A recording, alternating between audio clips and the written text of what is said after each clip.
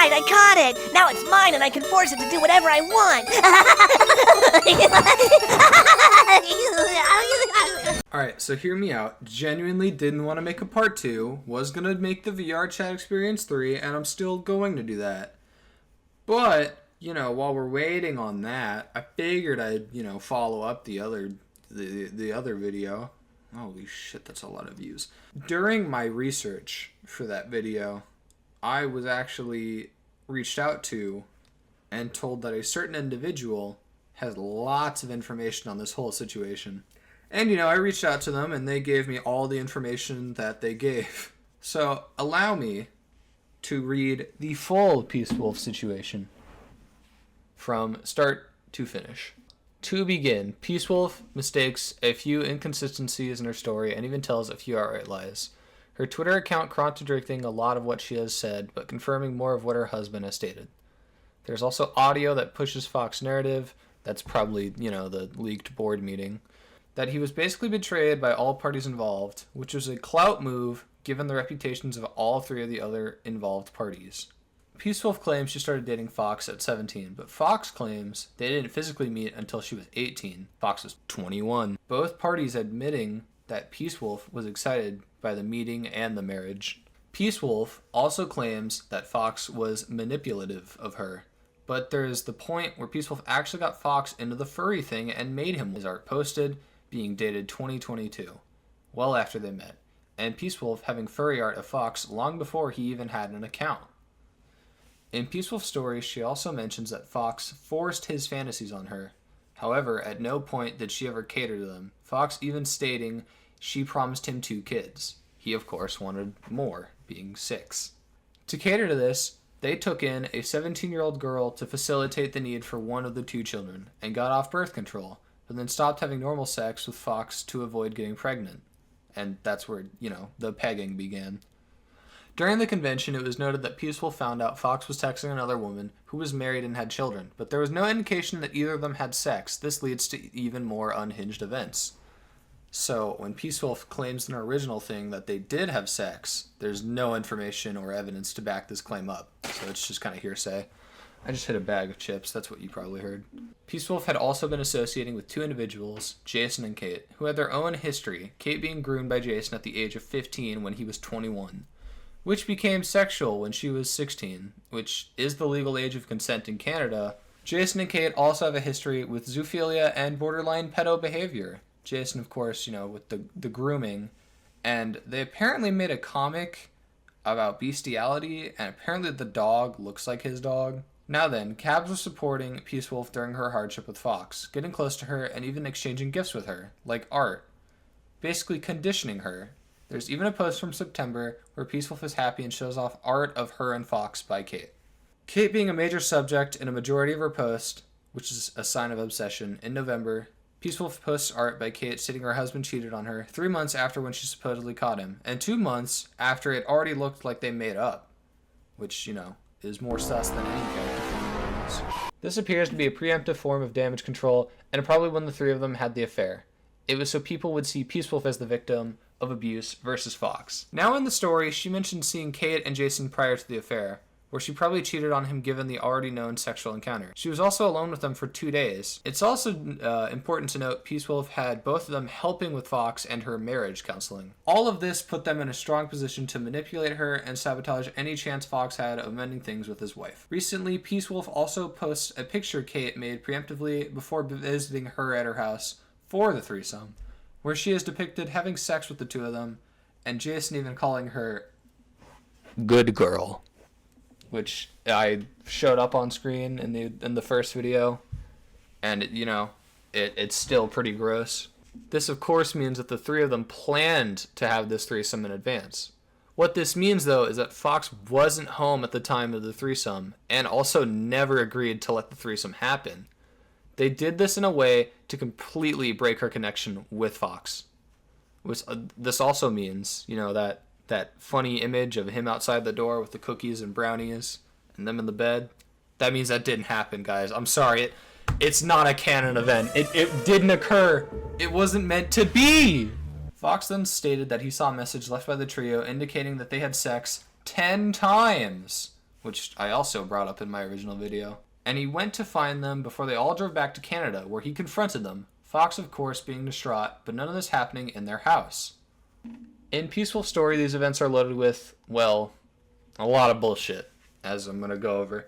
She claims Fox baked them cookies, laid on the floor crying as he hugged a doll that looked like the guy banging his wife, which I don't know why anyone would do.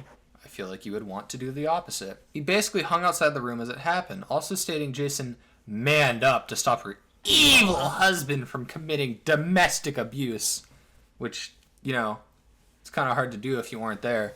In Fox's story, the three were also doing pot, which Peacewolf confirms that she has a daughter, which she later denies in her story, which I believe I also showed in my original video.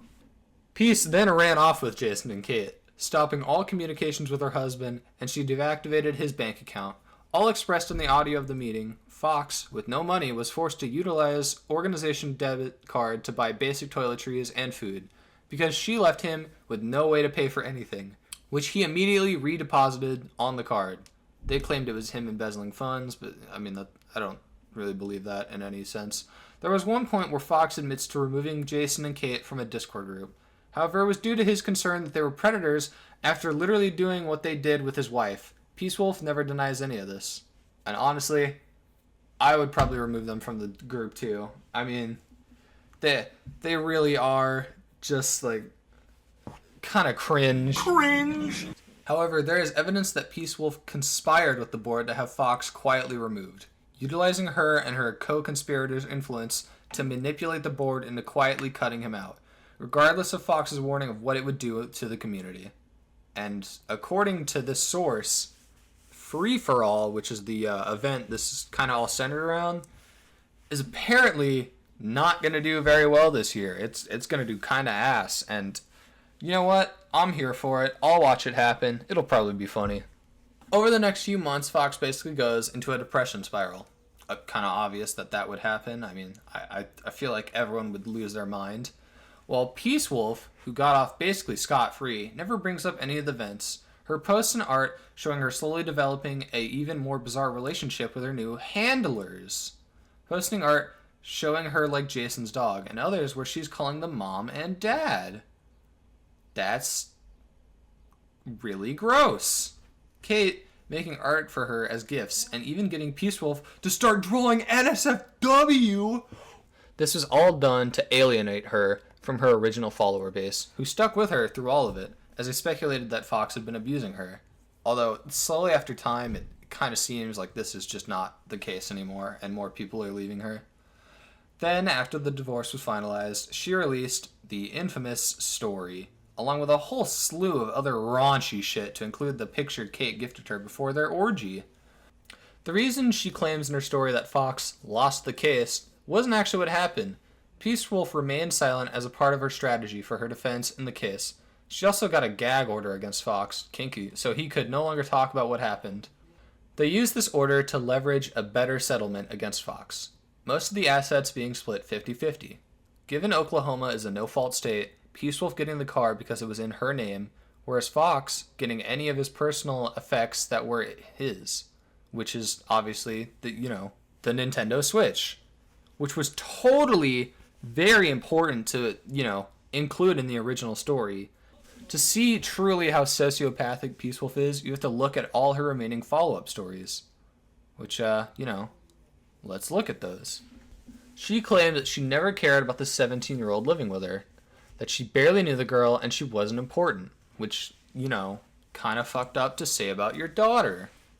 She claimed Fox was only pretending to be Christian, unlike her, the real obvious Christian. I mean, I don't think I have to explain why this is kind of cringe. She claimed that Fox threatened to kill himself to stop her from leaving. Fox claims that was a lie, and in the story, she's literally laughing at his pain and what she, Jason, and Kate did to him. Kind of cucking him, basically. She claims he was stalking her family and calling everyone like a maniac. Yet, there's no evidence of this happening, so it's all hearsay. However, Peacewolf's family and friends have since cut ties with her since she started dating Jason and Kate in their poly relationship. She claimed Fox hopped a security fence, which are usually 8 to 12 feet high, and stole her car, breaking a lock bar on it with his bare hands. What, like fucking Doom guy? She also stated he was arrested in this incident. However, there's no record or report of this ever happening, which is something I actually asked him about, and he capitulated this by saying there was no record. She claimed that Fox embezzled funds, which is false. Claimed he blackmailed people, false. And claimed he hijacked her account, false. Removed members without authorization as a board member at the time he didn't need it, false. There is also the point where Peacewolf is spying on her ex, taking screenshots of him in order to make him even more pathetic in her story. This bitch, kinda crazy. The last thing to say on this is that Peacewolf keeps claiming she finally broke free from her chains. What that translates into is her no longer being married and nothing stopping her from doing whatever the fuck she wants. Nothing to do with Fox or him manipulating her. And now we're going to see a bunch of screenshots. Yay! If you guys don't know who that is, that's Jason. You know, dog fucker and pedophile. These two right here in this photo, well, who's this lovey-dovey couple playing Mario Kart 7 on the 3DS? You know, that's Peacewolf and Fox. This photo right here is really interesting. This is a gift from Cabs, which is, you know, it's kind of a cute drawing.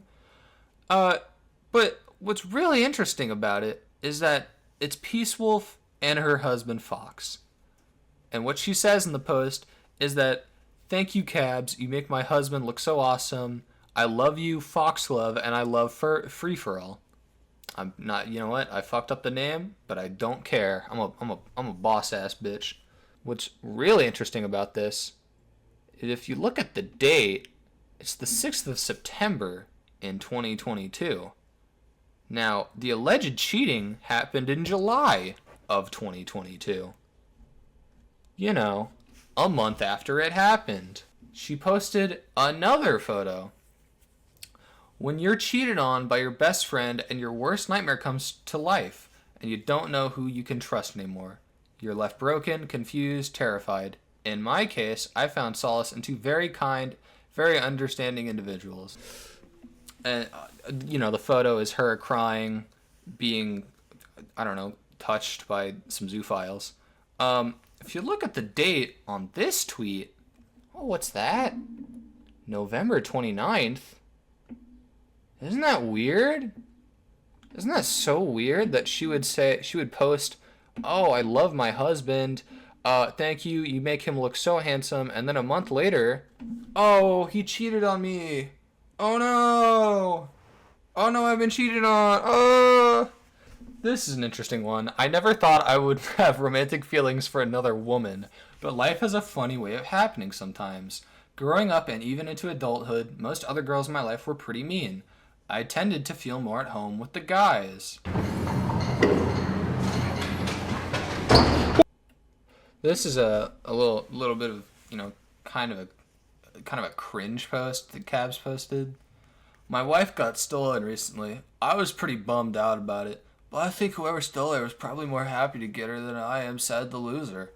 The total happiness in the world increased." By the way, wanted to include this earlier. It's kind of cringe that they depict Fox out as like this fedora-wearing Redditor man. But like, I'm not gonna lie, I've seen the three of you.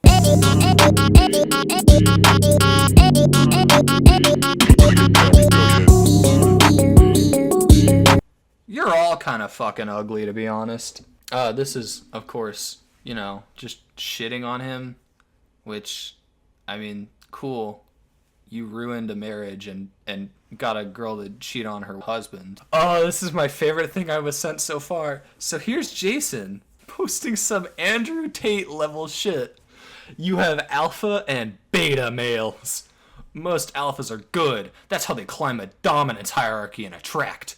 Dangerous men are betas who refuse to improve, become desperate, and resort to deceit like a snake." So here we can see Jason going, "Very complicated commission with a lot of characters, and you did an amazing job." Obviously, the response to a compliment of this is, Oh, thank you. I put a lot of hard work into it. That's what a normal person would say. But as we've established, these people aren't normal. So Peacewolf obviously responds, "Thanks, Dad." You know, that's skull fucking me on the daily basis. I'm gonna call you Dad. Looks phenomenal. Your artwork is improving drastically with every single upload. I'm so proud of you. Thanks, Mom. I think I need Jesus after this. I think, you know what? I'm gonna go to church after this. Over time, Solus evolved into something more. We became best friends and discovered that each other's company made our lives more wholesome.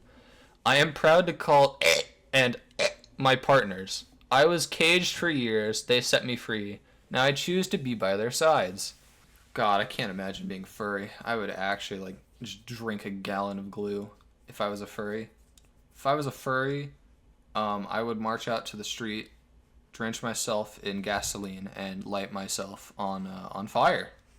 This is an interesting one that I actually asked Fox about, and he kind of said he didn't know. Whose idea was it to invite them over for cuckolding? Also, did she make it seem like it would be helpful for your marriage issues? Fox's response, I didn't know it was happening. She promised me it wasn't happening. I trusted her, perhaps irrationally. The reason I had a mental breakdown was because she promised she wasn't going to do that, and I came home to the act of them having sex. Also, she apparently came home and bragged that she had a threesome with them, which, kind of gross, to be honest. That's kind of a douchebag move. Oh, here we go. It's my favorite one. Yes. Let's go. We get to talk about my favorite screenshot because it's just a compilation of the shitty things they've done. So, I don't know if you can read it in the video, but if you can't, I'm gonna try to zoom in. But I'm just gonna read it on my phone. What you see under them in their fursuits is a tweet Jason made.